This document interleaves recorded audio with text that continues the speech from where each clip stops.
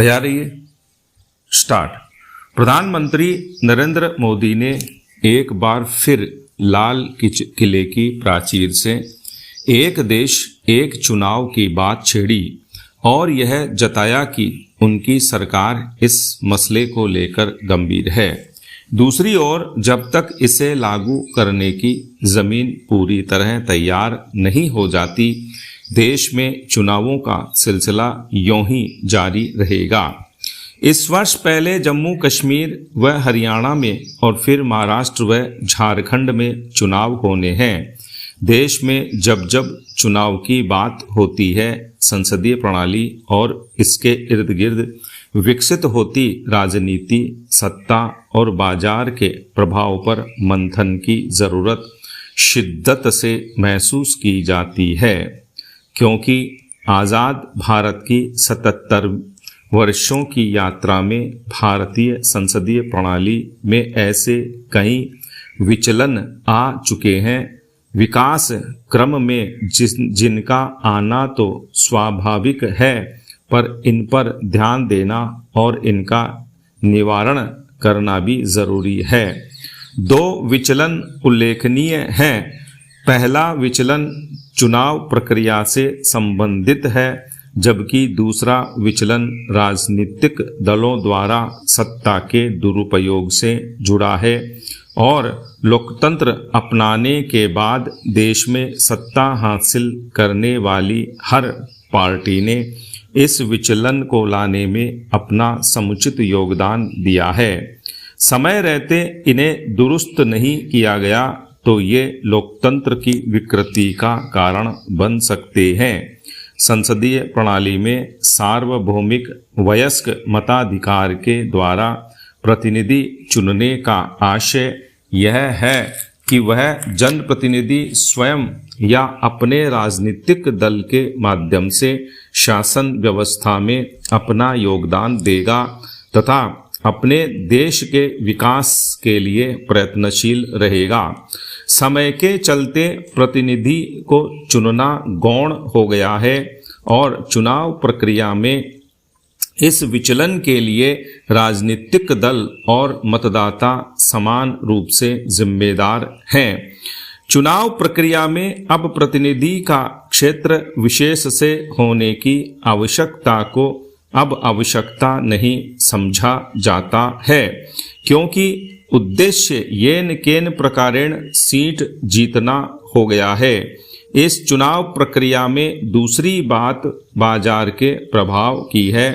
आज यह स्पष्ट रूप से दिखता है कि चुनाव जीतना एक तरह का इवेंट मैनेजमेंट बनता जा रहा है और इस क्षेत्र में आज कई कंपनियां जोर आजमाइश कर रही हैं।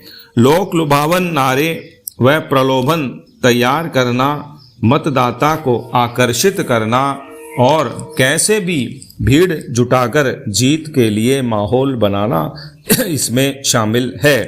बाजार से लोकतांत्रिक मूल्यों को पुष्ट करने की अपेक्षा करना बेमानी है, क्योंकि बाजार का अपना चरित्र होता है जिसमें ग्राहक की संतुष्टि सर्वोपरि होती है। इसलिए लोकतंत्र के चुनाव में बाजार का प्रवेश एक गंभीर मसला है, जो कि अच्छा लक्षण नहीं है। भारत की राजनीति में राजनीतिक दलों द्वारा केंद्र में सत्ता प्राप्त करना एक प्रमुख लक्ष्य होता है, क्योंकि भारत की संघीय व्यवस्था में केंद्र की तरफ शक्ति का स्पष्ट झुकाव है।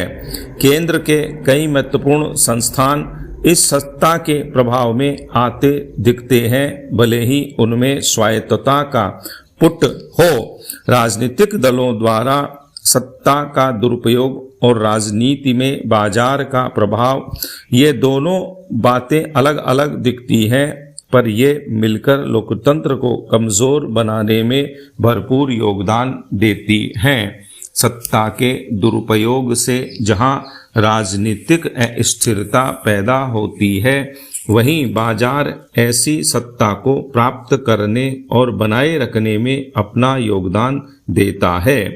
अब सवाल यह उठता है कि बेहतर लोकतंत्र बनाए रखने के लिए आशा की किरण कहाँ पर है। यह पूरा प्रकरण इतना नकारात्मक भी नहीं कि इससे निजात नहीं मिल सकती। संसदीय लोकतांत्रिक व्यवस्था की प्रमुख विशेषता है एक अंतराल के बाद चुनाव की प्रक्रिया और सार्वभौमिक वयस्क मताधिकार। मतदाता जागरूक होंगे तो राजनीतिक दल भी स्वस्थ लोकतांत्रिक परंपराएं अपनाने के लिए मजबूर होंगे। न्यायपालिका और मीडिया की भी विचलन को दूर करने में महत्वपूर्ण भूमिका है। निष्कर्ष यह है कि कोई भी प्रणाली हो, समय समय पर समीक्षा जरूरी है। विचलन को नजरअंदाज करने के दूरगामी परिणाम देश के नागरिकों को ही भुगतने होंगे। भारत के संविधान की प्रस्तावना में हमने भारत को एक संप्रभु समाजवादी धर्मनिरपेक्ष लोकतांत्रिक गणराज्य के रूप में देखने का संकल्प लिया है। जरूरत है कि एक नागरिक के तौर पर हम इस संकल्प को सच्ची भावना के साथ फलीभूत करने में अपने योगदान के प्रति सजग हों। इसी से हमारा देश एक स्वस्थ लोकतंत्र के रूप में विश्व पटल पर अपनी पहचान बना पाएगा। स्टॉप।